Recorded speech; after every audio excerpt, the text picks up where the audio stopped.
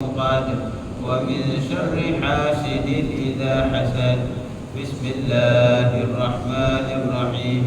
قل أعوذ برب الفلق من شر ما خلق ومن شر غاسق إذا وقب ومن شر النفاثات في العقد ومن شر حاسد إذا حسد. بسم الله الرحمن الرحيم. قل أعوذ برب الفلق من شر ما خلق ومن شر غاسق إذا وقب ومن شر النفاثات في العقد ومن شر حاسد إذا حسد. بسم الله الرحمن الرحيم. قل أعوذ برب الفلق من شر ما خلق ومن شر غاسق إذا وقب ومن شر النفاثات في العقد ومن شر حاسد إذا حسد. بسم الله الرحمن الرحيم. قل أعوذ برب الناس ملك الناس إله الناس من شر الوسواس الخناس الذي يوسوس في صدور الناس من الجنة والناس. بسم الله الرحمن الرحيم. قل أعوذ برب الناس ملك الناس إله الناس من شر الوسواس الخناس الذي يوسوس في صدور الناس من الجنة والناس. بسم الله الرحمن الرحيم. قل أعوذ برب الناس ملك الناس إله الناس من شر الوسواس الخناس الذي يوسوس في صدور الناس من الجنة والناس. رب أعوذ بك من همزات الشياطين وأعوذ بك رب أن يحضرون. رب أعوذ بك من همزات الشياطين وأعوذ بك رب أن يحضرون. رب أعوذ بك من همزات الشياطين وأعوذ بك رب أن يحضرون. أفحسبتم أنما خلقناكم عبثا وأنكم إلينا لا ترجعون. فتعالى الله الملك الحق لا إله إلا هو رب العرش الكريم. ومن يدع مع الله إلها آخر لا برهان له به فإنما حسابه عند ربه إنه لا يفلح الكافرون. وقل رب اغفر وارحم وأنت خير الراحمين. فسبحان الله حين تمسون وحين تصبحون وله الحمد في السماوات والأرض وعشيا وحين تظهرون. يخرج الحي من الميت ويخرج الميت من الحي ويحيي الأرض بعد موتها وكذلك تخرجون. أعوذ بالله السميع العليم من الشيطان الرجيم. أعوذ بالله السميع العليم من الشيطان الرجيم. أعوذ بالله السميع العليم من الشيطان الرجيم.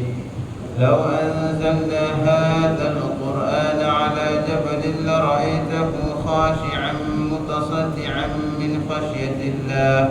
وتلك الأمثال نضربها للناس لعلهم يتفكرون. هو الله الذي لا إله إلا هو عالم الغيب والشهادة هو الرحمن الرحيم. هو الله الذي لا إله إلا هو الملك القدوس السلام المؤمن المهيمن العزيز الجبار المتكبر. سبحان الله عما يشركون. هو الله الخالق البارئ المصور له الأسماء الحسنى يسبح له ما في السماوات والأرض وهو العزيز الحكيم. سلام على نوح في العالمين إنا كذلك نجزي المحسنين إنه من عبادنا المؤمنين. أعوذ بكلمات الله التامات من شر ما خلق. أعوذ بكلمات الله التامات من شر ما خلق. أعوذ بكلمات الله التامات من شر ما خلق. بسم الله الذي لا يضر مع اسمه شيء في الأرض ولا في السماء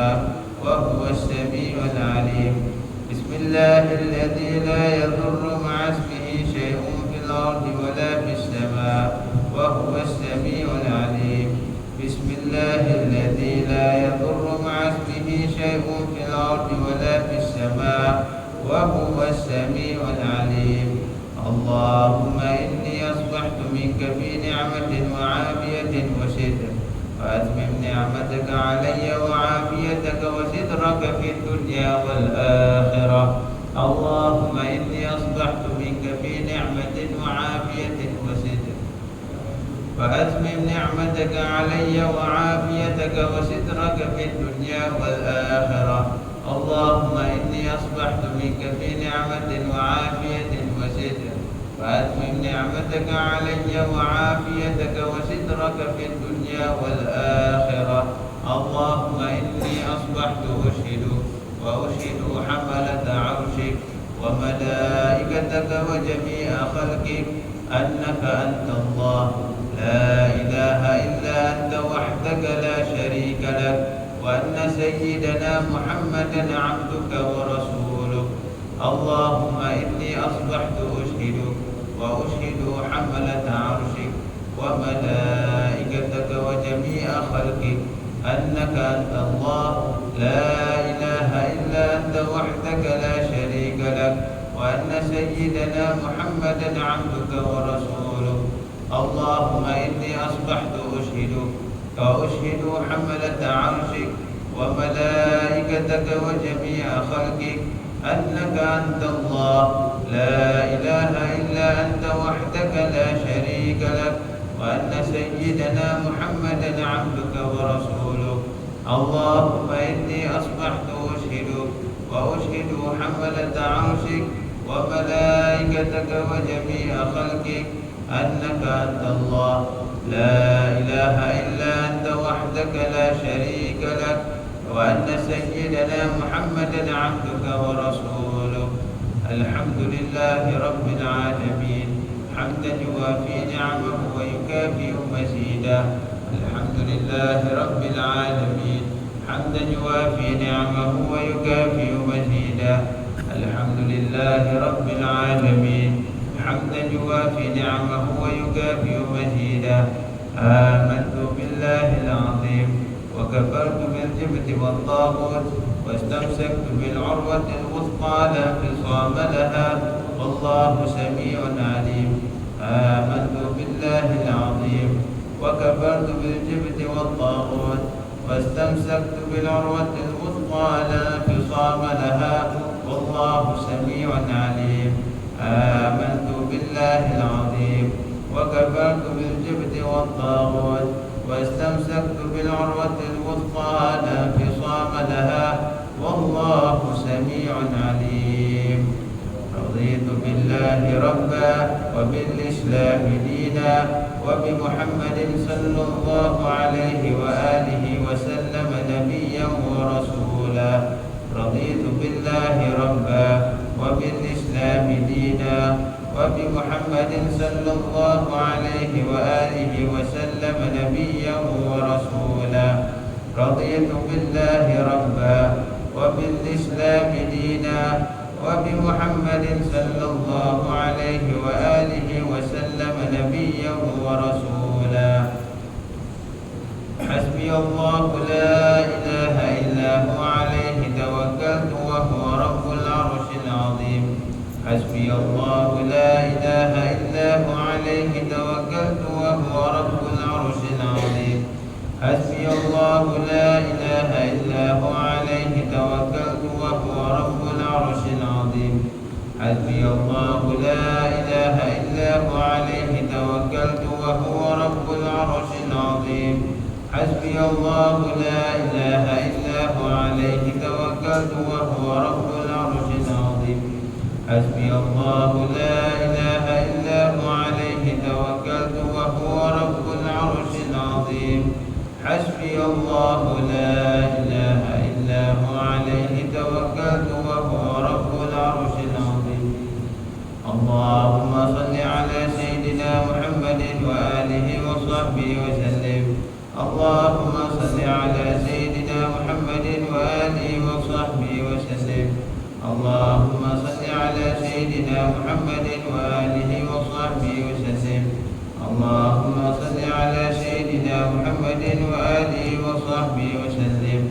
اللهم صل على سيدنا محمد وآله وصحبه وسلم.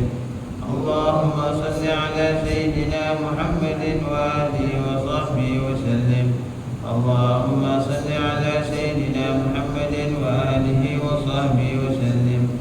اللهم صل على سيدنا محمد وآله وصحبه وسلم. اللهم صل على سيدنا محمد وآله وصحبه وسلم. اللهم صل على سيدنا محمد وآله وصحبه وسلم. اللهم إني أسألك من فجاءة الخير وأعوذ بك من فجاءة الشر. اللهم أنت ربي لا إله إلا أنت خلقتني وأنا عبدك وأنا على عهدك ووعدك ما استطعت. أعوذ بك من شر ما صنعت.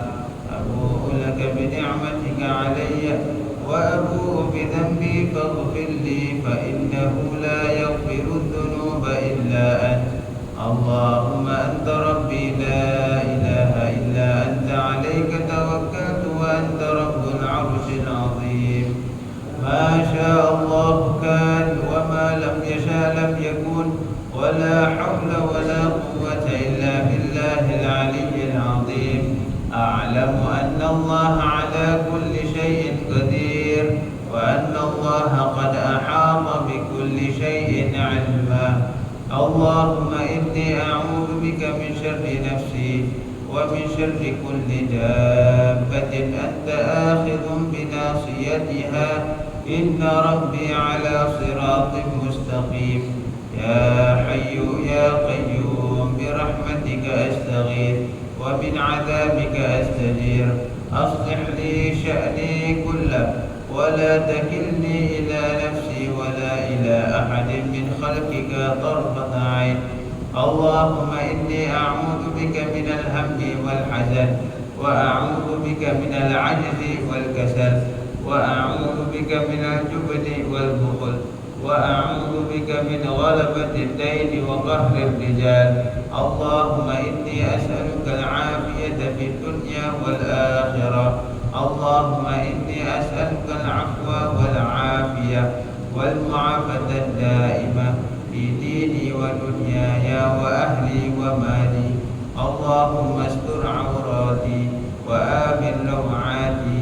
اللهم احفظني من بين يدي ومن خلفي وعن يميني وعن شمالي ومن فوقي. وأعوذ بعظمتك أن أغتال من تحتي. اللهم أنت خلقتني وأنت تهديني وأنت تطعمني وأنت تسقيني وأنت تميتني وأنت تحييني وأنت على كل شيء قدير. أصبحنا على فطرة الإسلام وعلى كلمة الإخلاص وعلى دين نبينا محمد صلى الله عليه وآله وسلم وعلى ملة أبينا إبراهيم حنيفا مسلما وما كان من المشركين.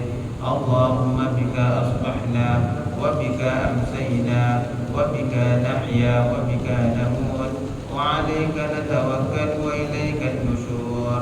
أصبحنا وأصبح الملك لله والحمد لله رب العالمين.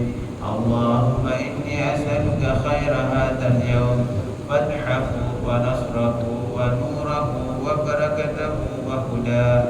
اللهم إني أسألك خير هذا اليوم وخير ما فيه وخير ما قبله وخير ما بعده.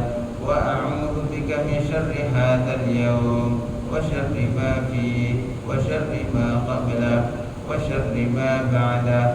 اللهم ما أصبح بي من نعمة أو بأحد من خلقك فمنك وحدك لا شريك لك فلك الحمد ولك الشكر على ذلك. سبحان الله وبحمده عدد خلقه ورضا نفسه وزنة عرشه ومداد كلماته. سبحان الله وبحمده عدد خلقه ورضا نفسه وزنة عرشه ومداد كلماته. سبحان الله وبحمده عدد خلقه ورضا نفسه وزنة عرشه ومداد سبحان الله العظيم وبحمده عدد خلقه ورضا نفسه وزنة عرشه ومداد كلماته سبحان الله العظيم وبحمده عدد خلقه ورضا نفسه وزنة عرشه ومداد كلماته سبحان الله العظيم وبحمده عدد خلقه ورضا نفسه وزنة عرشه ومداد كلماته سبحان الله عدد ما خلق في السماء سبحان الله عدد ما خلق في الأرض سبحان الله عدد ما بين ذلك سبحان الله عدد ما هو خالق الحمد لله عدد ما خلق في السماء الحمد لله عدد ما خلق في الأرض الحمد لله عدد ما بين ذلك الحمد لله عدد ما هو خالق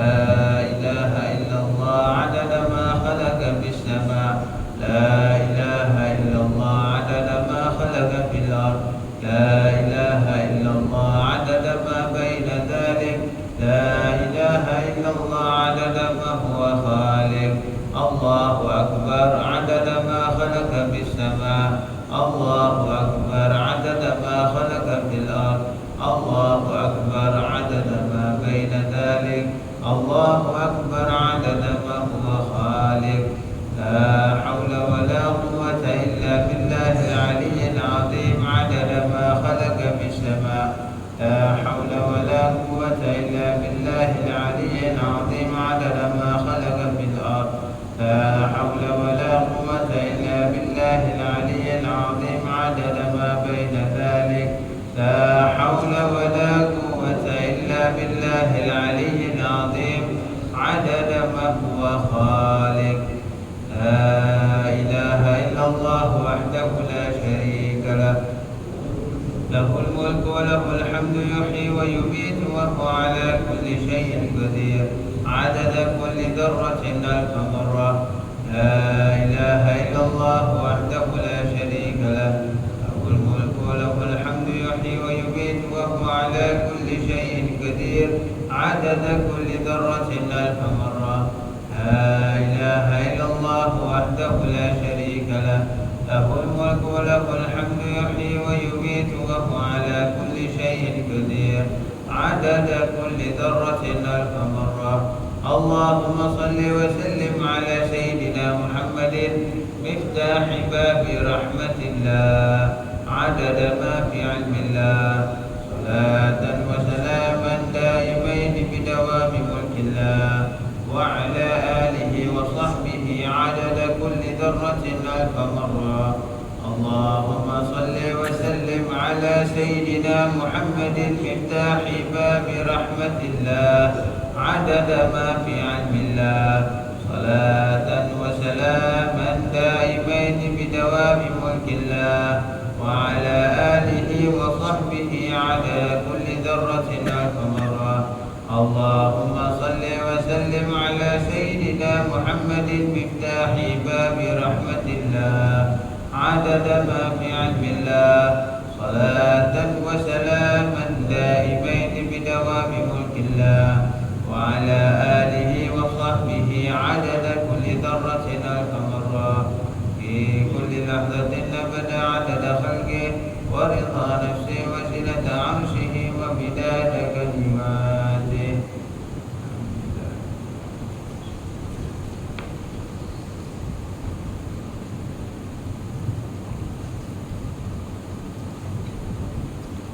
الحمد لله رب العالمين وبه نستعين على أمور الدنيا والدين والصلاة والسلام على أشرف المرسلين سيدنا وحبيبنا وشفيعنا وقرة أعيننا سيدنا محمد وعلى آله وصحبه أجمعين ولا حول ولا قوة إلا بالله العلي العظيم سبحانك لا علم لنا إلا ما علمتنا إنك أنت العليم الحكيم رب اشرح لي صدري ويسر لي أمري واحلل عقدة من لساني يفقه قولي نوينا التعلم والتعليم والتذكر والتذكير والنفع والانتفاع والإفادة والاستفادة والحث على التمسك بكتاب الله وسنة رسول الله صلى الله عليه وسلم والدعاء إلى الهدى والدلالة على الخير ابتغاء وجه الله وقربه وثوابه آمين اللهم آمين. Alhamdulillah, kita panjatkan segala puji dan syukur pada Allah Subhanahu wa taala atas limpahan kurnia nikmat yang diberikan oleh Allah, nikmat nafas yang diberikan oleh Allah pada pagi ini, dibagikan kita oleh Allah Subhanahu wa taala, diberikan peluang oleh Allah Subhanahu wa taala untuk kita memohon ampunan kepada Allah, mendekatkan diri kepada Allah Subhanahu wa taala, menambahkan amal ibadah kita kepada Allah Subhanahu wa taala. Segala puji dan syukur pada Allah atas nikmat yang tidak terkira. Kita didorongkan oleh Allah Subhanahu wa taala untuk hadir pada majlis ini dalam masjid rumah Allah Subhanahu wa taala yang mulia. Maka dengan itu kita bersyukur dan mengucapkan setinggi-tinggi syukur kepada Allah Subhanahu wa taala atas limpahan kurnia nikmat yang tidak terkira. Nikmat yang terbesar yang diberikan oleh Allah Subhanahu wa taala adalah nikmat iman dan Islam, dan diikuti dengan nikmat kesyukuran atas kenikmatan Islam dan iman. Moga-moga Allah Subhanahu wa taala menambahkan bagi kita ilmu yang bermanfaat. Allah menjadikan majlis kita majlis yang diridai Allah Subhanahu wa taala, diberikan pengampunan oleh Allah, dikabulkan hajat-hajat kita oleh Allah Subhanahu wa taala, dan dimudahkan segala urusan-urusan kita dunia wal akhirah. Moga-moga Allah Subhanahu wa taala menambahkan bagi kita keimanan dan ketakwaan kepada Allah, diangkatkan darajat oleh Allah Subhanahu wa taala, dan moga-moga Allah Subhanahu wa taala menjadikan kita hamba Allah yang lebih beribadah kepada Allah, memohon rahmat dan pengampunan dari Allah Subhanahu wa taala. Moga-moga Allah pelihara kita dan zuriat-zuriat kita serta keluarga kita daripada bala bencana, daripada fitnah akhir zaman, daripada fitnah ad-dajjal, daripada fitnah al-kubur, dan juga fitnah akhirat. Moga-moga Allah Subhanahu wa taala mematikan kita dalam husnul khatimah dan membangkitkan kita bersama baginda Muhammad sallallahu alaihi wasallam, dan berkumpulkan kita bersama beliau di dunia, di barzakh dan di akhirat insya-Allah. Amin ya rabbal alamin. Hadirin hadirat yang dirahmati Allah Subhanahu wa taala, sambungan kita dalam pelajaran Al-Kitab Al-Imam Al-Ghazali rahimahullah taala, kitab Minhajul Abidin. Setelah kita sampai pada muka surat 30, pembahasan dalam peringkat ilmu dan ma'rifat. Seperti mana yang telah kita berhenti pada minggu yang lalu dalam perenggan, di mana Imam Al-Ghazali mengatakan ada kalanya seseorang itu terus-menerus melakukan perbuatan yang dianggapnya baik, padahal perbuatan tersebut boleh merosakkan kesucian ibadah. Pernah pada suatu ketika terdapat seorang lelaki duduk di masjid. Dia tidak tahu cara sujud, rukuk dan sebagainya. Niatnya baik, tetapi dia belum mempelajari cara mendirikan solat, sehingga solatnya tidak sesuai dengan apa yang telah diajarkan oleh Rasulullah sallallahu alaihi wasallam. Tetapi dia tidak merasa bersalah kerana dia hanya mengetahui solat itu wajib dan dia telah pun melaksanakannya walaupun dalam keadaan yang salah. Ini Al-Imam Ghazali menekankan, yakni menukilkan cerita ini untuk menunjukkan, mengisahkan kepada kita pentingnya menuntut ilmu, dan niat itu haruslah sesuai dengan ilmu syariat yang telah diajarkan baginda Nabi sallallahu alaihi wasallam. Ya, seperti seseorang ini niatnya baik, dia ingin melakukan solat, dia tahu solat itu wajib, tapi dia tidak mahu mempelajari cara melakukan solat seperti mana yang diajarkan Nabi sallallahu alaihi wasallam.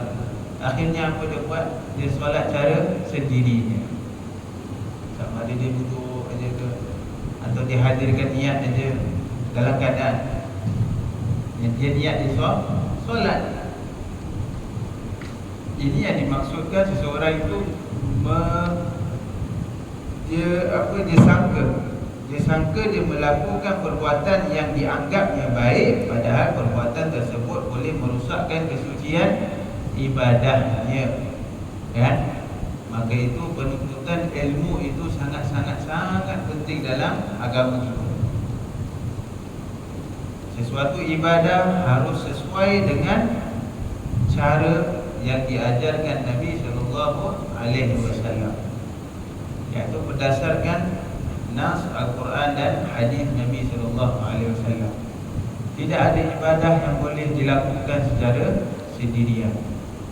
Maksudnya dengan cara berfikiran sendiri tanpa merujuk kepada asal teksnya. Maka itu Imam Ghazali menukilkan kisah ni. Seseorang itu niatnya baik untuk melakukan solat, tetapi dia tidak mempelajari cara melakukan solat dengan benar. Yang membuat perkara itu lebih rumit lagi adalah dia merasa tidak bersalah. Ini dia. Tetapi dia tidak merasa bersalah kerana dia hanya mengetahui solat itu wajib. Dia tak rasa bersalah pun. Cara dia solat begitu, pendapat dia tak bersalah. Sebab apa? Sebab dia tahu dia sudah melakukan kewajipan. Nah, ini masalah apabila seseorang itu mengatakan I don't know and I don't care. Ini masalah. Kalau tak tahu, dia mesti ambil tahu. Kalau dia bilang I don't care, dia mesti care. Perkara berkaitan dengan urusan ibadah bukan perkara main-main. Sesuai dengan apa yang diajarkan Nabi sallallahu alaihi wasallam. Kan? Kadang-kadang sesetengah hamba Allah, dia merasa sukar dan bingung untuk mendirikan solat ketika bermusafir. Ini kerana mereka belum pernah mempelajarinya. Sedangkan bagi mereka yang belajar, bagi mereka yang tahu, perkara ini merupakan suatu kemudahan yang tidak harus dilepaskan. Betul tak? Sesiapa yang mempelajari fikih musafir, fikih solat orang yang sedang bermusafir, maka dia akan mendapatkan bahawa solat musafir itu adalah solat yang sangat mudah.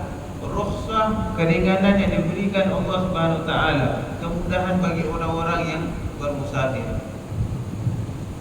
Belajar mengenai bab jamak dan kasar, syarat-syaratnya, apa perkara yang boleh seseorang itu melakukan kasar dalam perjalanan beberapa jauh, solat apa yang boleh digabungkan dan tidak boleh digabungkan. Kalau dia tak tahu dan dia tak belajar, maka dia akan mendapati perkara ini rumit. Maka itu kata para ulama, bila seseorang itu mempelajari sesuatu ilmu, terutamanya ilmu syariat, lebih dia mempelajarinya, maka dia akan mendapatkan bahawa Islam itu sangat mudah. Seseorang yang merasakan bila dia merasakan sulit untuk mengamalkan syariat, itu kerana dia mempunyai ilmu yang sangat-sangat kurang, kerana dia belum tahu. Bila dia belajar, maka dia akan sedar bahawa ilmu syariat itu sangat-sangat mudah. Ia tidak terlalu mudah sampai dia boleh ambil ilmu. Tak. Ada batasan-batasannya, kan? Jadi orang mengatakan kalau solat musafir, musafir tak payah solat. Tak boleh, mesti solat. Tapi ada keringanan, ada waktu yang boleh digabungkan. Zuhur dengan asar boleh digabungkan, jamak takdim atau ditakhirkan. Begitu juga dengan maghrib dan isyak. Dia akan mendapatkan bahawa dia mempunyai waktu yang panjang. Dia boleh melakukan macam-macam perkara dalam waktu musafir dia, tanpa dia meremehkan solat, kewajipan solat. Maka itu orang yang kalau benar-benar mempelajari cara solat musafir, maka dia pula akan sentiasa berharap dia selalu bermusafir dan tak balik mukim. Sebab apa? Tapi itu tak mungkin terjadi. Begitu. Oleh sebab itu, menuntut ilmu adalah sangat penting, termasuklah mendalami ilmu tasawuf. Menuntut ilmu zahir, ilmu syariat sangat penting. Begitu juga ilmu batin, iaitu ilmu tasawuf. Jika mendirikan solat, puasa, haji dan mengeluarkan zakat termasuk ibadah-ibadah zahir, maka antara yang termasuk dalam ibadah batin adalah menjauhkan diri dari sifat takabbur. Kita ada ibadah-ibadah yang zahir, kita ada ibadah-ibadah yang batin. Ibadah yang zahir, segala perkara yang melibatkan waran kita, iaitu ilmu syariat yang diajar oleh baginda sallallahu alaihi wasallam. Ilmu kebatinan adalah ilmu yang melibatkan mengenai hati.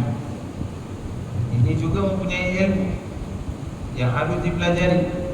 Sifat-sifat yang merosakkan hatinya versus sifat-sifat yang menyucikan hatinya. Dia mesti tahu apakah sifat-sifat tersebut sifat-sifat tercela. Dia dipanggil sifat-sifat madhumah, sifat-sifat yang tercela. Sifat takabur, sifat ujub, sifat riya, sifat hasad, sifat hikid, terus sifat tamak. Banyak lagi sifat-sifat yang buruk. Apabila sifat-sifat itu bersemadi dalam hati seseorang, maka ia akan menumpuk dan membuat hatinya gelap, membuat hatinya tidak dapat menerima rahmat dan cahaya dari Allah Subhanahu Wa Taala. Akhirnya dia akan jauh daripada Allah. Maka apakah ilmu yang dia harus perlukan untuk kikiskan sifat-sifat yang tak baik? Itu adalah ilmu yang termasuk dalam ilmu di kebatinan. Maka lawan kepada sifat takabur adalah tawadhu. Takabur itu apa? Sombong. Lawan kepada sifat sombong, tawadhu, merendah diri. Manakala zikrul minnah, zikrul minnah dia adalah lawan kepada sifat ujub. Apa maksud ujub? Membanggakan diri dengan amal perbuatan yang dia lakukan, ataupun dia merasa bangga diri dengan maksiat yang dia tidak lakukan. Itu pun dipanggilkan ujub juga, tanpa dia menisbahkan bahawa amal ibadah yang dia lakukan dan juga maksiat yang dia tinggalkan itu adalah pertolongan daripada Allah Subhanahu Wa Taala. Itu maksudnya zikrul minnah. Zikrul minnah ni kira dia sentiasa menaklukkan ibadah yang dia lakukan tu dengan pertolongan Allah. Dia dapat melakukan solat, alhamdulillah, ni pertolongan Allah, bukan atas dirinya sendiri. Dia dapat membaca Quran, itu atas pertolongan Allah. Ini zikrul minnah, dia lawan kepada sifat ujub. Kisarul amal, dia adalah lawan kepada tulul amal. Bukan tulul tulul. Yang dalam bahasa ni kita baca tulul. Kisarul amal artinya pendek angan-angan, lawan kepada panjang angan-angan. Panjang angan-angan ni sifatnya tak baik. Dia mempunyai angan-angan yang panjang, vision dia jauh. Adakah perkara itu bagus? Ya, perkara itu bagus untuk sifat keduniaan, bukan untuk akhirat. Kerana orang yang mempunyai sifat ulul amal, panjang angan-angan, maka dia akan memberikan perhatian yang penuh kepada keduniaan dan bukan kepada akhirat. Kisarul amal penting, lawan kepada tulul amal. Maka berikut ini merupakan ibadah kebatinan. Dalam menjalankan ibadat batin atau zahir, keseimbangan antara keduanya adalah penting agar tidak berat sebelah ataupun bincang. Adapun ibadah-ibadah batin, iaitu ibadah yang dilakukan oleh hati, perlu juga kita ketahui dan pelajari. Dan untuk mempelajarinya, pembaca boleh membaca kitab Minhajul Abidin ini. Manakala ibadah zahiriyah boleh dipelajari dengan membaca kitab Bidayatul Hidayah ataupun Fathul Qarib. Bentuk ibadah kebatinan yang lain ialah tawakal, yang bererti percaya dan pasrah kepada Allah dalam segala urusan yang kita khawatir. Kerana manusia tidak akan lepas dari perasaan khawatir. Yani tawakal. Wa 'ala Allahi falyatawakkalul mu'minun. Sifat orang beriman adalah dia akan sentiasa bertawakal kepada Allah Subhanahu wa taala. Fa idza faraghta fansab wa ila rabbika farghab. Setelah dia berusaha dengan gigihnya, dengan penuh semangatnya, dengan apa sahaja yang dia ada, barulah bertawakal kepada Allah. Maka orang mukmin yang ada sifat tawakal, dia takkan mempunyai sifat risau yang terlalu menyusahkan dia. Tak kerisauan dia. Apa maksudnya risau dengan sedih? Siapa tahu perbezaannya risau dengan sedih? Risau dengan sedih itu apa?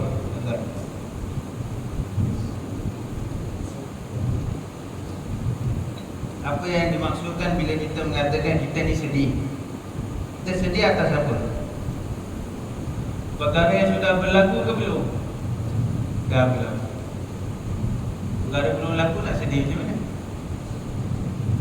Kita cuma bersedih atas perkara yang sudah berlaku. Tapi perkara yang belum berlaku, apa kita buat? Risau. Dan kerisauan yang terlalu menyusahkan fikiran kita, itu boleh membuat kepada maut. Boleh membuat seseorang itu, apa dia panggil, masuk dalam keadaan depression. Dan depression ni susah nak ubat. Susah sangat nak ubat. Maka itu Nabi SAW mengajarkan kita doa yang selalu kita baca tadi. Allahumma inni a'udzubika minal hammi wal hazan. Ini al-ham, al-hazan. Itu. Jadi perlu kita baca. Tiap-tiap hari Nabi SAW membaca doa ini 3 kali pada waktu pagi dan 3 kali pada waktu petang. Minta perlindungan daripada Allah SWT daripada sifat al-ham dengan al-hazan. Al-ham itu kerisauan atas perkara yang belum terjadi. Siapa antara kita yang tak risau? Kita risau pasal rezeki kita, kita risau pasal harta kita, kita risau pasal keluarga kita, kita risau pasal anak-anak kita, kita risau pasal macam-macam perkara kita risau. Apa yang kita tak risau? Mustahil orang tu tak ada risau. Mesti dia ada. Besok aja dia nak makan apa, dia dah risau. Betul tak? Bukankah orang tu selalu stres? Kan apa? Satu balik ajar-ajar tanya, besok nak masak apa? Awak fikirkan sendiri. Alah, asyik saya dia fikir. Dia pun stres juga. Dia fikir nak apa? Nak masak. Dah masak belum? Belum. Tapi tu risau. Kerisauan yang boleh membuka hati dia. Akhirnya stres.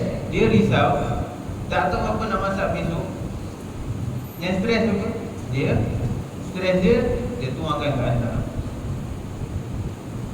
Sampai you kasih jawapan, awak masak je lah apa je. pun dia tak tahu apa nak mazhab. Ini risau yang pendek. Kalau orang yang risau panjang-panjang, siapa antara kita dulu selalu kan, waktu anak-anak masih kecil dah risau dia nanti dah besar nak kerja apa, nak baru lahir kita dah fikir dia besar nak kerja apa, berapa gaji dia, kawan-kawan dia siapa, dia besar nak kahwin dengan siapa, anak-anak dia siapa. Perkara lagi 20-30 tahun, kalau pun dia dipanjangkan umur oleh Allah SWT,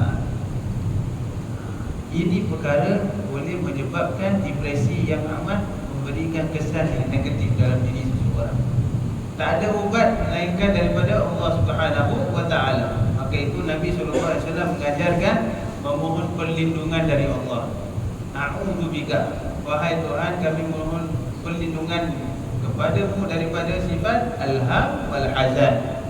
Al-ham, sifat terlalu risau.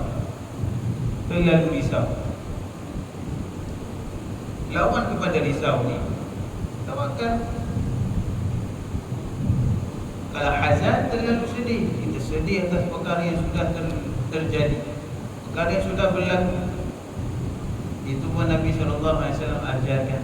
Tadi juga baru kita baca, Masya Allah kana wa ma lam yasha' lam yakun wala hawla wala quwwata illa billah.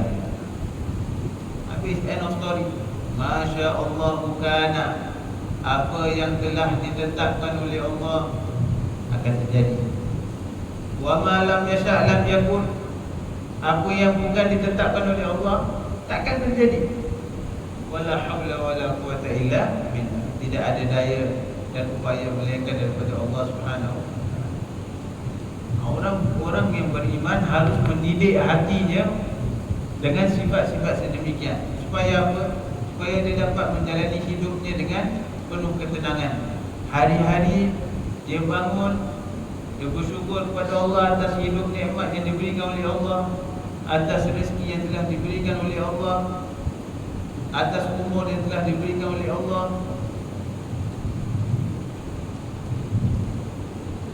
Itu nikmat. Bila kita mensyukuri, pasti Allah akan menambahkan nikmat.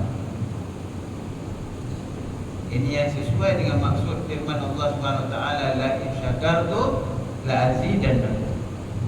Seandainya engkau bersyukur, pasti aku akan menambahkan bagimu nikmat. Artinya apa? Ketenangan hati. Nikmat ni ketenangan hati. Hati kita rasa tenang. Wala in kafartum inna azabi lasyadid. Seandainya engkau murka, kufur nikmat, artinya tak tahu bersyukur, inna azabi lasyadid. Azab pun pasti akan pedih.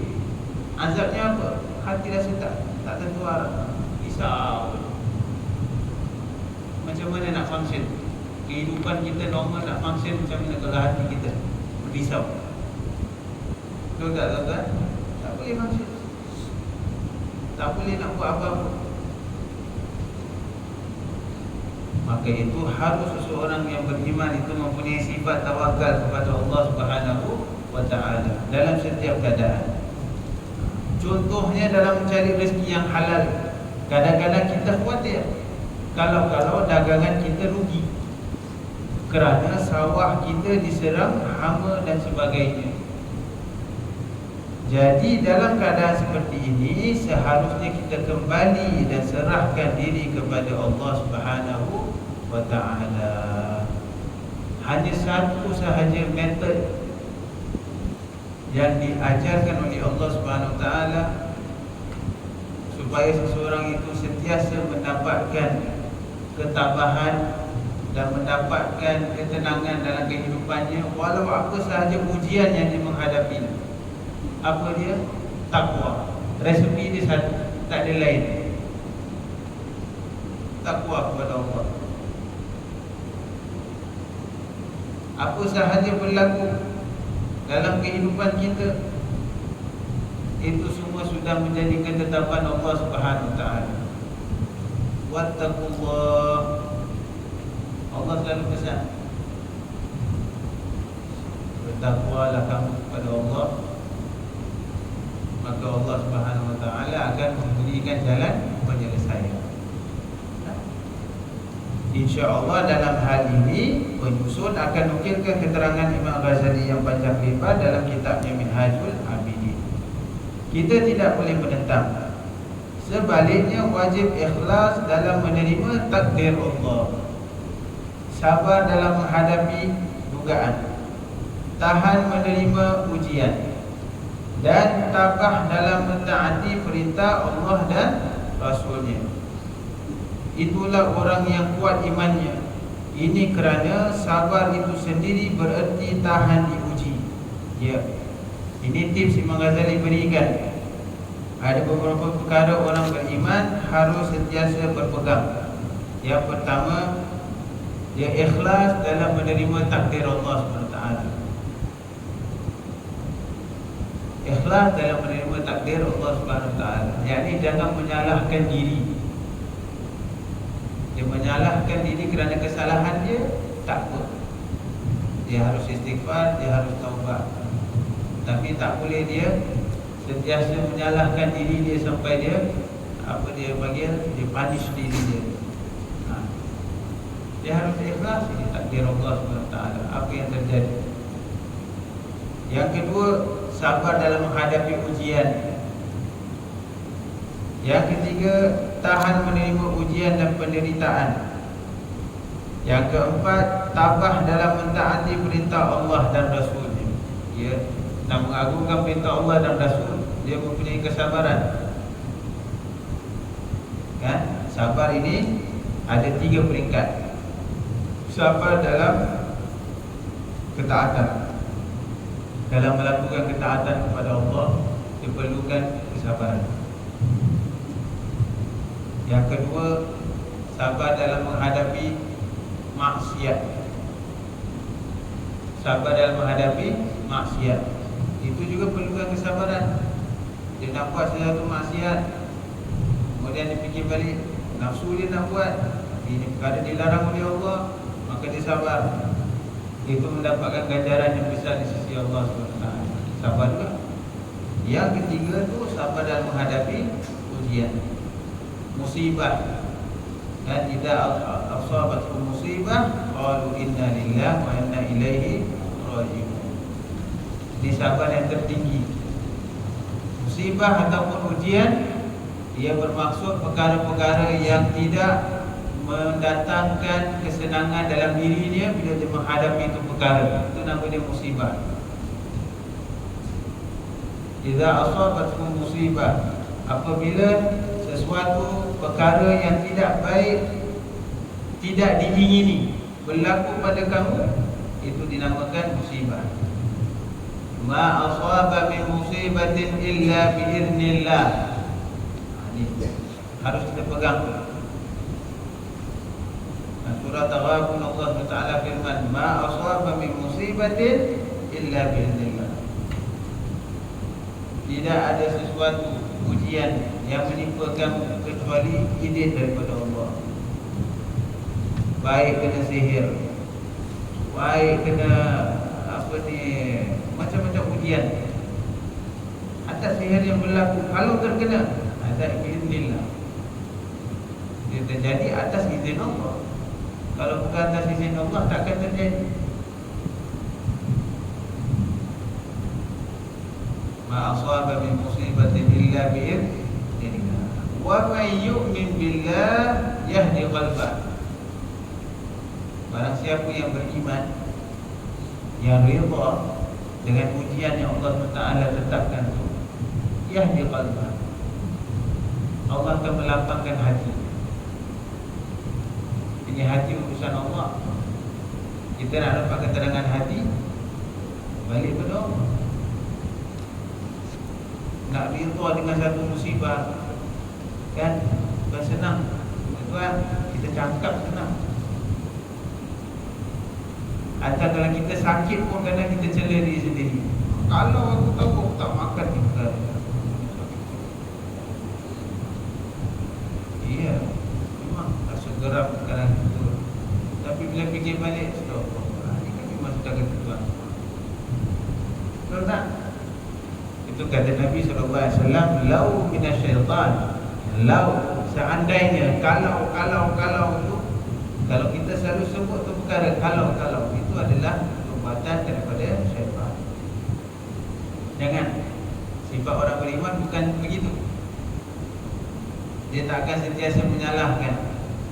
Kalau aku tahu macam itu, kalau macam itu.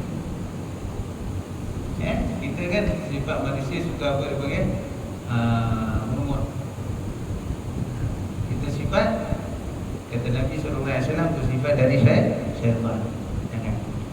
Apa sahaja yang menimpa, perkara pertama yang harus diucapkan, inna lillahi wa inna ilaihi raji'un. Allahumma ajurni fi musibati wa akhlif li khairan minha. Itu doa diajarkan Nabi SAW. Inna lillahi wa inna ilaihi raji'un. Ini kami daripada Allah, dan kepada Allah kami kembali. Allahumma ajurni, wahai Allah, gantikanlah. Wa'jurni, Allah ma'jurni fi musibati. Ya Allah, ganjarkanlah aku dengan pahala atas ujian ini. Kita Allah, pahala kesabaran dalam ujian, pahala yang tinggi, terbesar, ujian yang terbesar, pahala yang terbesar diberi oleh Allah. Wakhluf li khairan minha, gantikan dia dengan perkara yang lebih baik. Yakin Allah akan beri lebih baik daripada itu. Baik kita hilang duit ke, kena tipu ke, kan? Memang kadang. Tapi itu pelajaran. Setiap musibah bila kita hadapi dengan penuh kelapangan, maka itu akan membuatkan kita lebih tegar, lebih kuat, lebih berani menghadapi alam dunia yang nyata, yang tidak ada kesenangan selama-lamanya. Betul.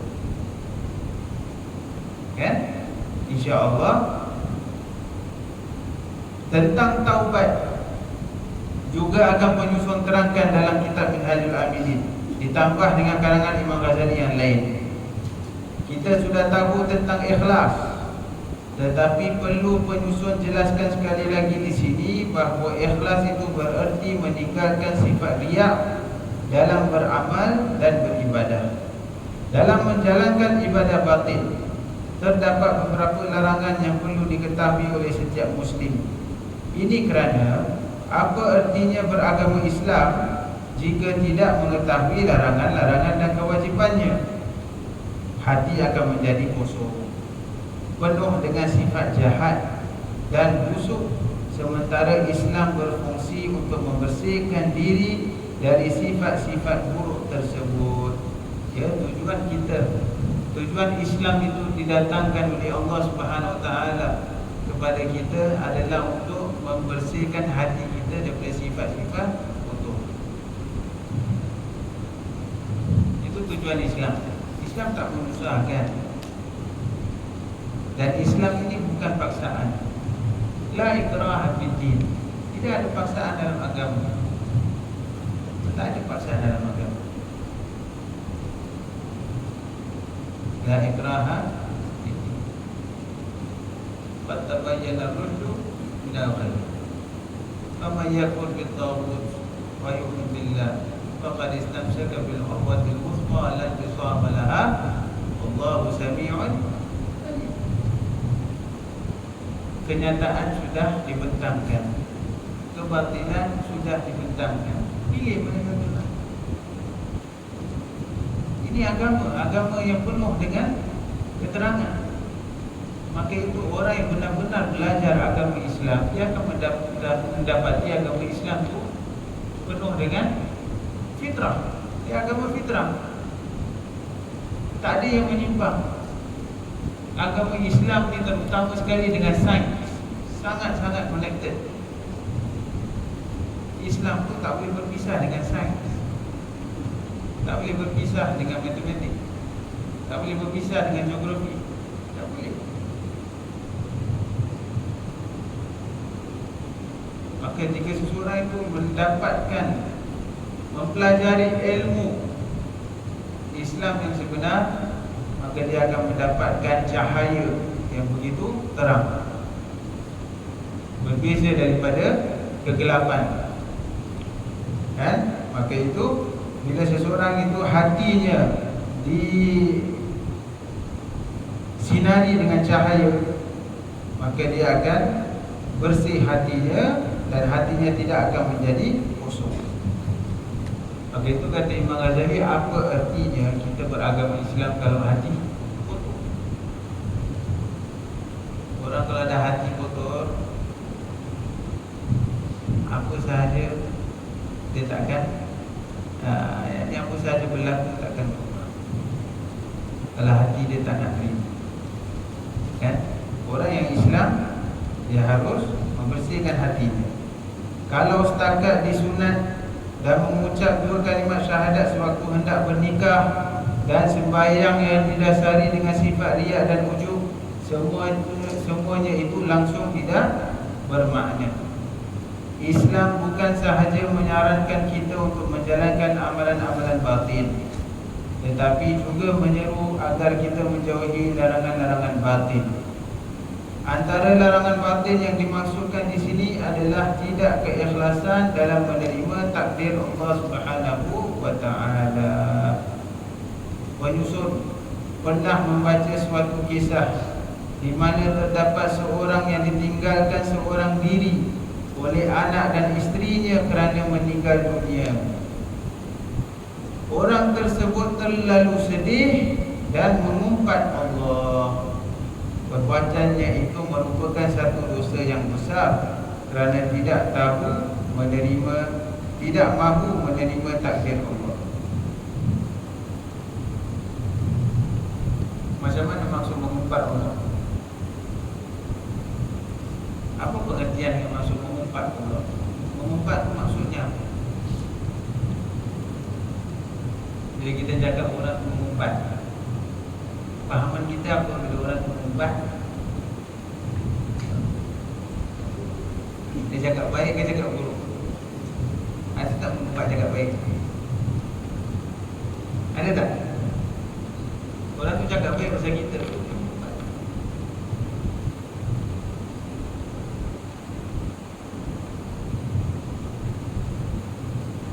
Orang tu kalau sebut kebaikan kita, itu dinamakan pujian, kan? Kalau orang itu menyebutkan perkara yang tidak baik mengenai kita, itu yang dipanggil mengumpat. Bila seseorang itu mengatakan sesuatu yang tidak baik mengenai Allah SWT, macam mana? Dengan sangkaannya yang tidak baik. Kenapa Allah SWT ambil nyawa dia? Kenapa bukan aku saja? Lagi baik aku mati, bukan dia. Ini dalam keadaan orang yang betul-betul dia tengah sedih tu. Kadang-kadang bila dia tengah sedih gitu, apa dia cakap dia tak sadar. Itu yang mana iman dia akan datang. Orang yang beriman, yang didasari dengan ilmu dan amal yang benar, keimanannya akan menyelubunginya dalam keadaan dia menghadapi musibah. Dia akan ditahan, diberikan pertolongan oleh Allah SWT untuk menahan dirinya dari mengucapkan perkara-perkara yang tak baik tadi. Bila seseorang mengucapkan perkara yang tak baik terhadap Allah, itu dinamakan mengumpat Allah. Kalau kita mengumpat manusia sahaja berdosa, mengumpat Allah macam mana? Pernah tak kita bayangkan? Kita nak mengumpat manusia, macam mana cara nak minta ampun dengan Allah atas dosa mengumpat? Cukup tak untuk kita beristighfar sahaja? Dosa kepada Allah kan dosa kepada manusia lebih berat? Mana tuan-tuan?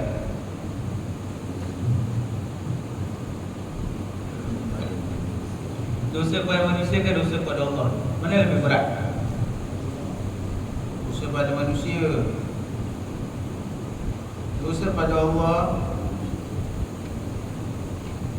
Dosa pada Allah itu memang dosanya besar, tapi dosanya mudah diampunkan oleh Allah.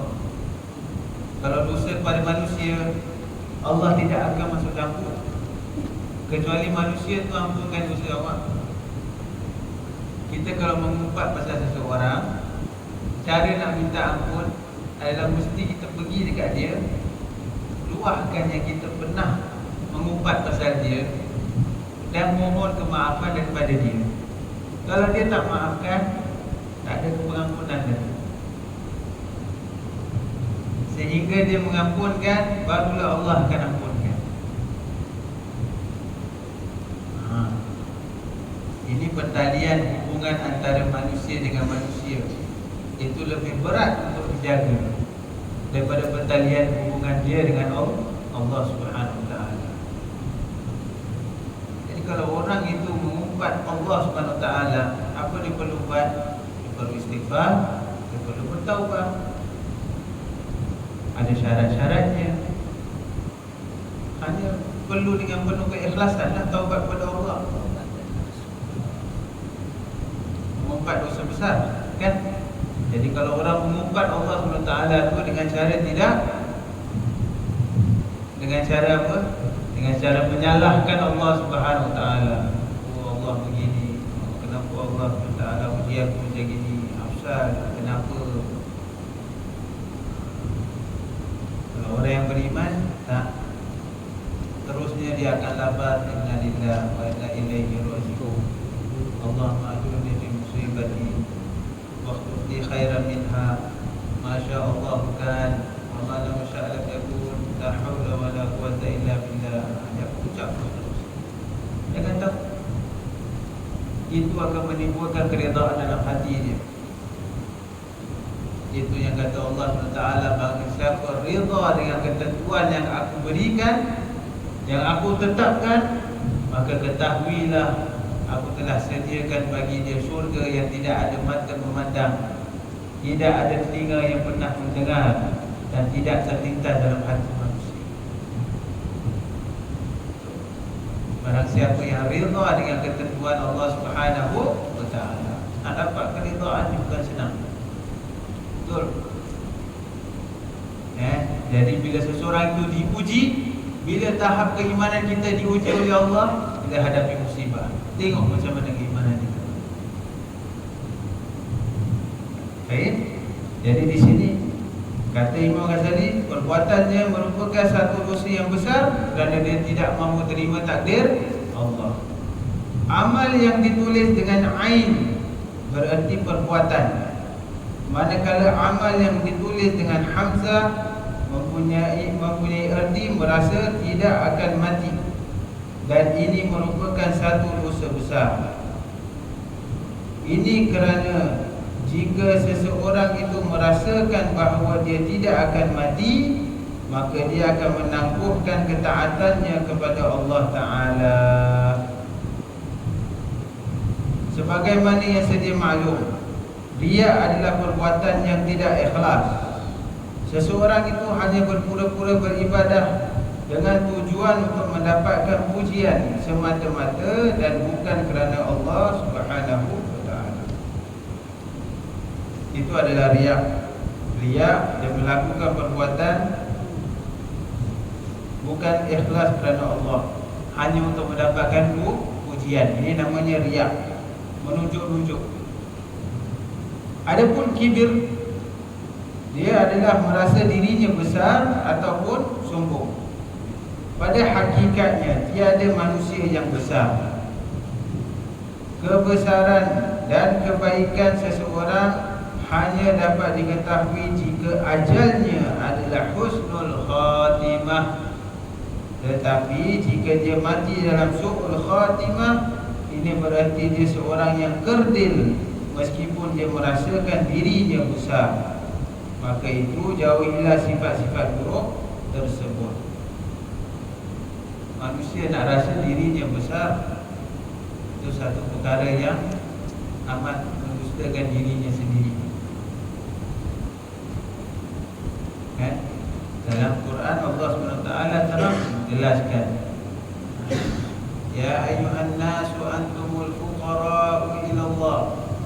Wahai manusia, kamu ni semua ni fakir, kerdil, perlu kepada Allah. Allahu Ghaniyyun Hamid. Allah yang Maha Besar, kan? Allah yang Maha Kita kan perlu kepada Allah. Allah tu maha cukup dengan dirinya sendiri. Ini sifat manusia bila merasakan yang dirinya itu besar, dirinya tak perlukan kepada sesiapa, itu merupakan sifat yang sangat bahaya, terlalu dangerous. Terlalu dangerous. Siapa antara kita yang pernah kita rasa kita tak perlukan siapa-siapa? Mustahil. Mustahil. Kalau kita tak perlukan siapa-siapa, macam mana kita dibesarkan? Ini sifat manusia. Melupakan kacang. Lupakan kacang pula. Kacang lupakan kulit. Balik. Kacang lupakan kulit. Padahal dia lupa asal dia macam mana. Jadi manusia ni kalau dia sentiasa sedar dirinya itu memerlukan kepada Allah dan memerlukan kepada manusia, maka dia akan bersyukur dengan orang-orang yang ada di sekitarnya. Bersyukur pada isteri dia, bersyukur pada anak-anak dia, bersyukur pada ibu bapa dia, bersyukur pada teman-temannya. Ini semua nikmat daripada Allah, tuan-tuan. Betul? Nikmat kekeluargaan itu nikmat yang diberikan oleh Allah SWT pada setiap orang. Maka itu Nabi SAW ajarkan kita bagaimana untuk menghargai keluarga kita terutamanya, kemudian sahabat. Sebab keluarga dan sahabat ni dia menjadi akar tumbuhnya seseorang. Kekuatan seseorang itu terlihat pada keluarganya dan sahabat. Jadi kalau orang tu tak ada sahabat, problem. Kalau orang tu tak rapat dengan keluarga, problem. Dia tak boleh stand strong. Begitu hakikat manusia ni, memang kita perlukan. Selagi mana kita perlukan kepada seseorang, selagi mana kita perlu sandarkan pertolongan kepada seseorang, selagi itu kita harus sedar yang kita ini tertinggi. Jangan rasa diri kita tu besar. Jangan rasa diri kita tu sombong. Ya. Maka itu kata Imam Ghazali, hakikatnya kita manusia ni tak ada manusia yang besar. Kebesaran dan kebaikan seseorang hanya dapat diketahui jika ajalnya husnul khatimah ataupun su'ul khatimah. Dalam Al-Quran, nas dan ayat-ayat yang jelas menunjukkan kewajiban menjalankan ibadat batin dan menjauhi maksiat batin. Ayat-ayat Al-Quran yang membicarakan hukum zahir jumlahnya tidak kurang daripada 500 ayat. Sedangkan ayat yang membicarakan tentang ibadat batin merangkumi dari awal hingga akhir, di samping turut membahaskan masalah maksiat batin. Allah memerintahkan umatnya menjalankan ibadat batin seperti sabar, tawakal, ikhlas dalam menerima takdir, selalu mengingati kurniaan Allah dan sebagainya.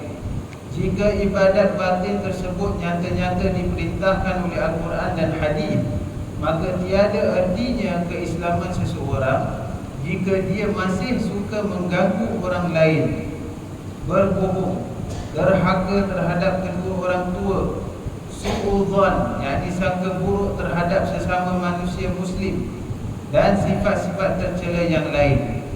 Orang muslim yang demikian tidak ada bezanya dengan non-muslim. Dia tahu bahawa Tuhan itu wujud, tetapi hatinya busuk seperti iblis.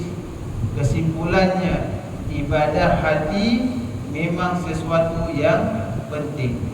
Allah dengan tegas melarang perbuatan maksiat batin. Begitu juga dengan hadis Nabi SAW, yang mana majoriti hadis tersebut terdiri daripada hadis mutawatir. Dalam Al-Quran dan hadis, kebanyakannya itu menjelaskan mengenai ayat-ayat, menjelaskan mengenai apa? Perihal kebatinan. Dalam Al-Quran ada 6,000 lebih ayat kurang daripada 500 ayat membahaskan mengenai hukum. Hukum bermuamalah, hukum ibadah, hukum perkahwinan. Kurang dari 500 ayat. Hukum hudud, hukum jenayah diterangkan oleh Allah SWT, tapi kurang dari 500 ayat. Baginya beberapa ribu ayat itu apa? Kisah-kisah para Nabi Allah SWT ceritakan dalam Quran itu apa? Semuanya adalah mengenai kebatinan.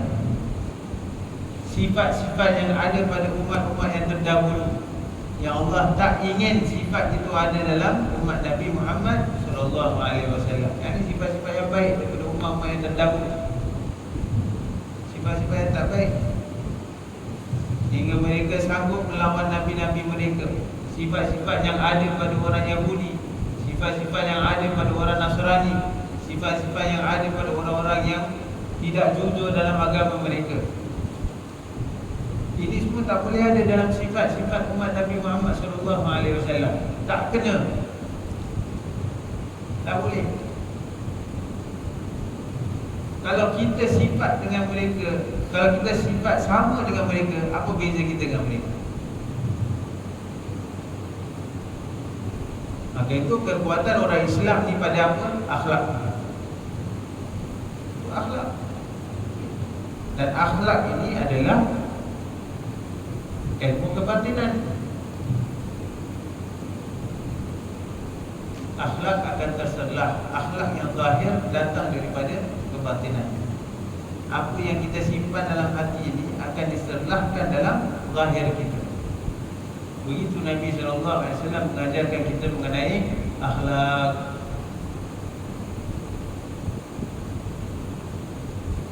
Jadi harus kita berpegang pada satu konsep.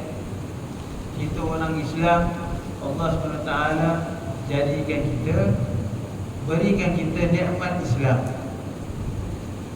Dengan nikmat keislaman tersebut, kata Allah SWT, ya ayyuhalladzina amanu udkhulu fi silmi kaffah wa la tattabi'u khutuwatis syaitan innahu lakum aduwwum mubin.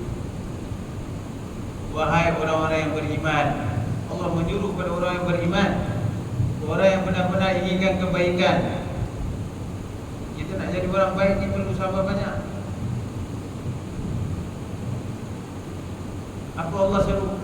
Udkhulu fis silmi kaffah. Masuklah kamu dalam agama Islam dengan sempurna. Artinya dengan penuh kepatuhan perintah-perintah Allah dan larangan-larangan Allah. Stop. Agama Islam bukan agama liberal, agama ketaatan. Tak boleh kita pick and choose. Kita nak behave macam gini, kita ambil. Kita tak nak behave macam gini, buang. Tak. Semua akhlak yang diajarkan oleh Allah dan Rasul. Nak jadi orang Islam, jadi orang Islam yang sempurna. Jadi orang Islam yang betul-betul, yang betul-betul tinggikan perintah Allah. Tak ada 50-50. Mesti dengan penuh sungguh-sungguh. Wala tattabi'u khutuwati syaitan. Yang pertama, masuklah kamu dalam agama Islam, keislaman dengan penuh kecukupan. Wala tattabi'u khutuwati syaitan, dan janganlah kamu mengikuti jejak-jejak langkah syaitan. Apa jejak-jejak langkah syaitan? Permusuhan, pergaduhan, sifat hasad dengki, suka buruk-memburukkan satu sama lain, caci maki, mengumpat, memfitnah, mencuri, gaduh. Semua sifat yang buruk. Apa syaitan ajar kita sifat yang baik? Tak ada. Innahu lakum aduwwum mubin. Sesungguhnya syaitan, dia tu bagi kamu musuh yang penuh nyata. Kita mesti ambil syaitan kita punya musuh. Jangan jadi members, tak boleh. Sikit pun tak boleh jadi members. Dia memang musuh yang nyata.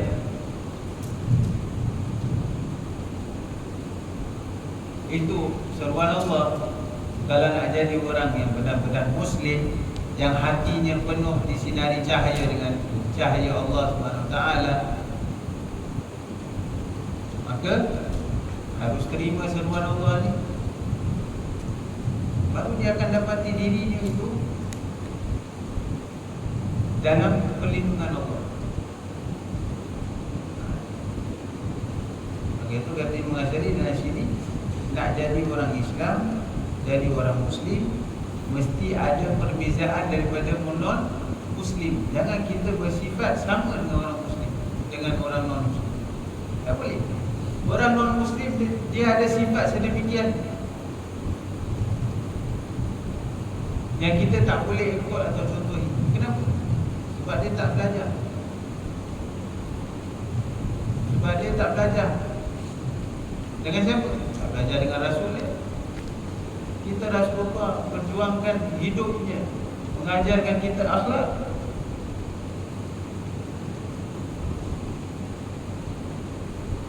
Tuan-tuan, penting untuk kita baca sejarah dan sirah Nabi SAW.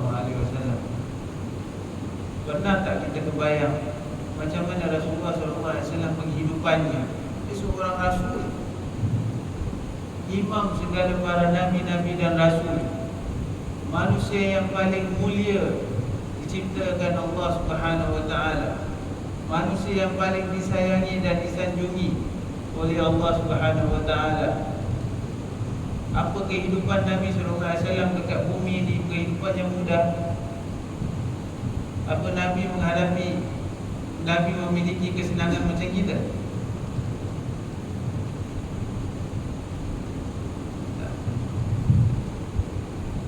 Bila kita baca sejarah Nabi SAW, kita akan bayangkan betapa Nabi ini benar-benar menghadapi kehidupan yang begitu susah.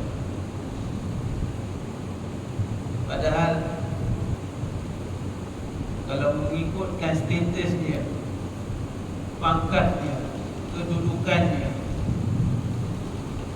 dia layak, lebih daripada layak untuk mengharungi kehidupan dunia dengan lebih bermaharaja rela daripada raja, dengan kesenangan-kesenangan dunia.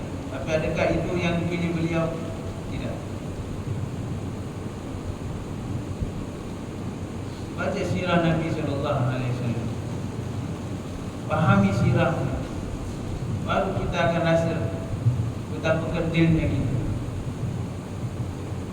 Kita tidur sahaja cukup, hanya kita bahagian mengenai tidur.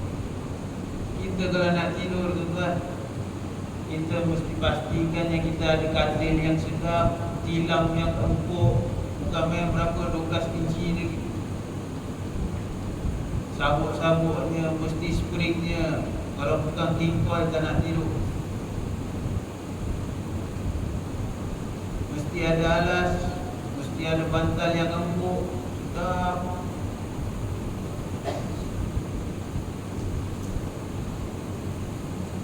Kita tak dapat tu kita komplain, tak boleh kita tidur.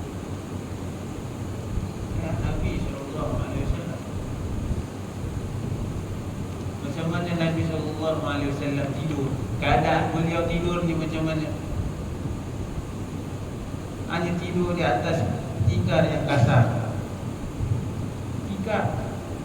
Sampai kata Sayyidina Umar radhiyallahu anhu warḍah, bila melihat Nabi SAW bagi berbekas pada badannya, bekas tikar. Kalau baring kat tikar kan ada tajam-tajam dia punya bekas.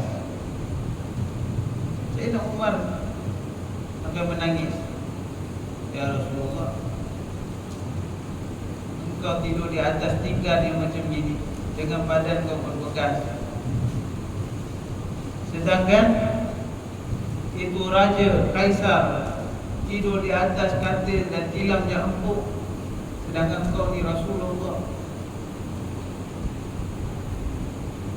Jawab Nabi SAW begitu mudah, ya Umar, wahai Umar, dunia ni untuk mereka, untuk kita di akhirat. Nak tak kita kebayang Nabi SAW macam punya dengan nikmat yang dia ada. Tidur macam itu. Yang ini akhlak. Ini nama dia akhlak. Diajarkan Nabi SAW. Macam mana penghidupannya? Maka itu kalau kita belajar pasal Nabi SAW, maka kita akan menjadi seorang Muslim yang benar-benar baik. Tak ada orang yang belajar mengenai Nabi jadi orang Islam yang tak baik. Tak betul. Mustahil. Kalau baca sirah Nabi, jika belajar tata cara Nabi, pasti dia akan mengharungi dirinya sebagai seorang Muslim yang akan dibanggakan oleh Nabi SAW. Jadi mudah-mudahan kita bermohon pada Allah, moga-moga Allah SWT memberikan kita kekuatan untuk kita mengharungi agama Islam dengan sebenar-benarnya. Lebih-lebih lagi dalam zaman yang penuh mencabar ini, zaman yang penuh mencabar keimanan kita, kan? Zaman yang mencabar keimanan kita, keislaman kita, akhlak kita, dengan kekejaman yang berlaku. Ini semua perlukan kita balik kepada asal tujuan kita ini diberikan keislaman oleh Allah Subhanahu Wa Taala dan tujuan kehidupan kita. Moga-moga Allah memberikan kekuatan dalam diri kita untuk mengharungi kehidupan kita seperti mana yang diinginkan Allah dan Rasulnya. Moga-moga Allah SWT mengampunkan dosa-dosa kita, Allah cekalkan hati kita, Allah memurahkan rezeki kita, memberikan kita kemudahan dalam melakukan amal ibadah kepada Allah Subhanahu wa taala. Amin ya rabbal alamin. Rabbana anfa'na bima 'allamtana, rabbi 'allimna alladhi yanfa'una, Allahumma ihdina bihuda waj'alna mimman yusari'u fi ridha wa la tuwallina waliyan siwak wa la taj'alna mimman khalafa amraka wa 'asak. Wa hasbunallahu wa ni'mal wakeel wa la hawla wa la quwwata illa billahil 'aliyyil 'azim. Sallallahu ala sayyidina Muhammadin wa ala alihi wa sahbihi wa sallam. Walhamdulillahi rabbil alamin. Subhanallah wa bihamdik, asyhadu an la ilaha illa anta, astaghfiruka wa atubu ilaik. Mari sama-sama kita membaca selawat. Semoga dengan berkat selawat Allah SWT mendekatkan diri kita kepada baginda sallallahu alaihi wasallam. Allahumma salli ala sayyidina Muhammadin tibbil qulubi wa dawaiha wa afiyatil abdani wa shifaiha wa nuril absari wa dhiyaiha wa ala alihi wa sahbihi wa sallim. Allahumma salli ala sayyidina Muhammadin tibbil qulubi wa dawaiha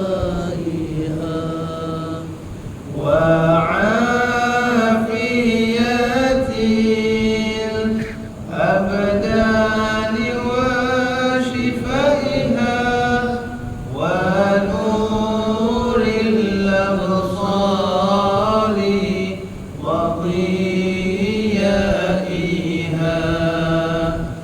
wa ala alihi wa sahbihi wa sallim. Allahumma salli ala sayyidina Muhammadin tibbil qulubi wa dawaiha wa afiyatil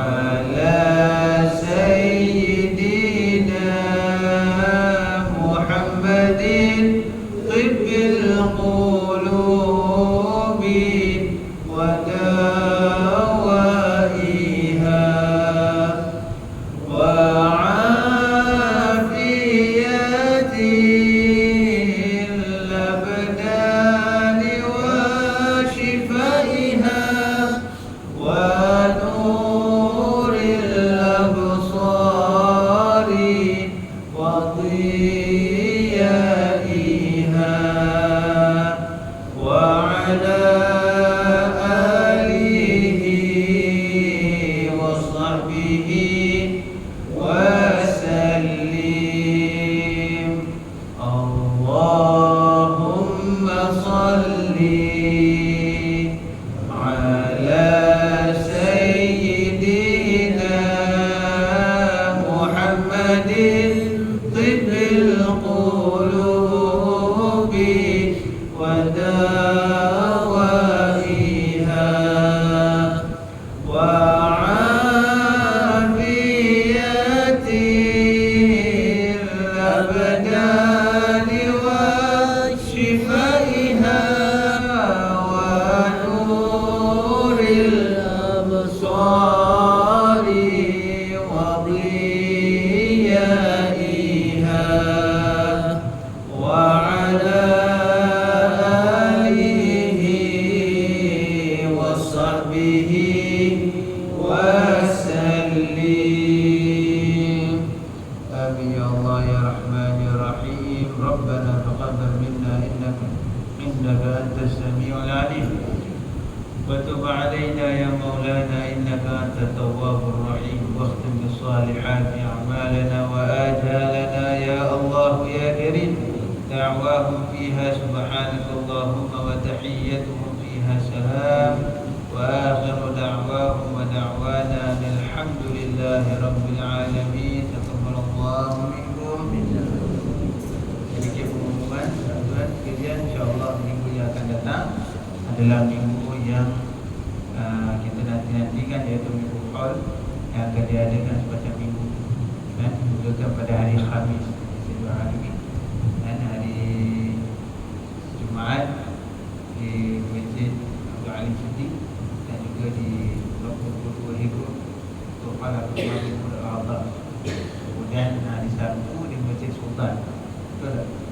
Untuk Habib Noh. Dan hari Minggu insya-Allah di sini di Abdul Razak, guru kita Syekh Umar Al-Khamis insya-Allah. Bersama kita hadir dengan dia buka dengan berkat Allah Salihin dan diperlukan oleh Allah bersama mereka, dan kita diberikan kekuatan oleh Allah untuk beribadah dan bermuamalah bersama mereka insya-Allah. Ya, assalamualaikum warahmatullahi